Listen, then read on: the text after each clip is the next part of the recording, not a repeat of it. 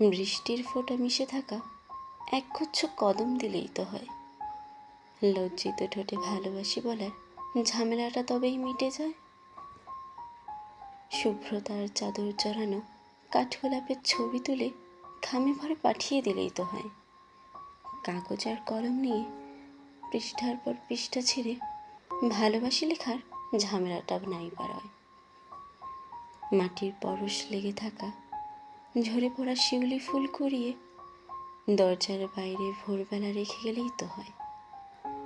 সারাদিন শতবার মুঠোফোনে ভালোবাসি বলার ঝামেলাটা তবেই চুকে যায়। ঘাড়ের উপর নিঃশ্বাস ফেলে বেলি ফুলের মালাটা খোপায় গুঁজে দিলেই তো হয়।